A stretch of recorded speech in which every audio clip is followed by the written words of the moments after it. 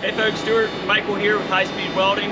We're going to show you how to measure a Ryder Rack camper, which is also known as a topper.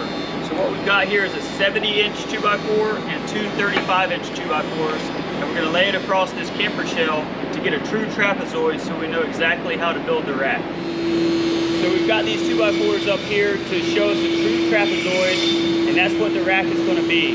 It's hard to measure on the inside of this radius or the outside. So we've got these 2x4s laid up. Basically, you can see here it's about 57 and a half inches. The inside of our standard camper rack 62. So we're going to have plenty of space here for the rack to fit. We're going to take the tape measure down to the bottom, and we're going to measure the outside of the 2x4s as well. All right, so Michael's got his tape measure on the outside of the other 2x4. And you can see here we're about 77 and a half to the outside of the 2x4. So we'll probably make this rack about 78 on the inside of the flange. That way you got plenty of play for the rack to work. Now a lot of times these camper shells are tapered, the beds are tapered, but it's important that we get the front measurement because you install the rack and then the camper comes in from behind. And if the rear of the rack is tapered, a lot of times the front of the cap can't come through. So generally what we need is the front measurement of the top here, the bottom. We also need to know the height, how much clearance for the rack, and then we're going to get inside the bed and measure the inside of the truck bed. So something I want to point out, this bed has what's called a skirt on it. So basically the outside of the camper hangs below the truck, and in order for our rack to work, this is going to have to be cut. So this customer is going to end up cutting this, and then he's going to paint this to match his truck in the meantime while we're building the rack. So if it's got a skirt, just keep in mind that's got to be cut off. But I do know this bed is right here. So this is the top of the bed, and we need to know the height of the camper. To the middle where it bubbles up is about 22 inches. So what we're going to do is we're going to make this rack 25 inches to give it 3-inch clearance.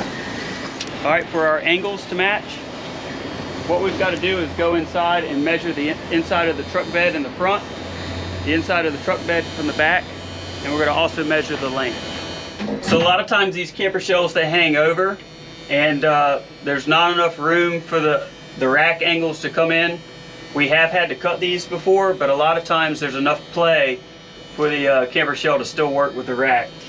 So basically what we need to do is put this tape measure on the inside of the bed, the actual truck bed here, and measure to the other inside. Happen to know this truck pretty good, so it's going to be 62 and a half inside. F-150s, they're generally square. This newer generation is 62 and a half front and back, but please measure your truck front and back because some trucks, they are not the same.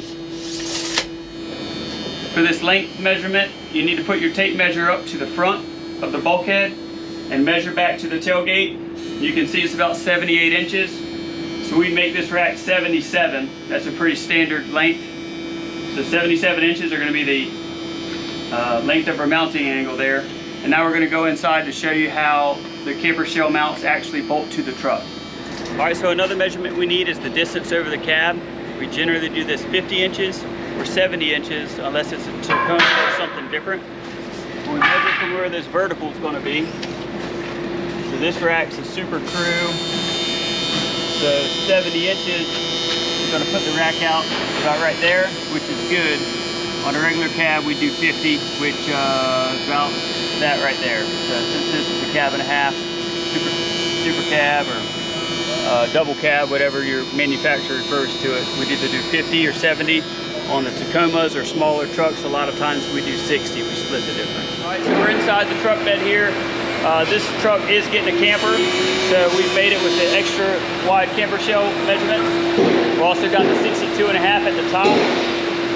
Now something you notice with our bed rails is we notch the front up there. You got about 1.5 inch notch up there, and then the back has a half-inch notch with the taper for the big pocket mount there. Our racks, we mount them all to these 3x3 flanges, so it's important that you understand these 3x6 flanges need to be outside of where the cap is.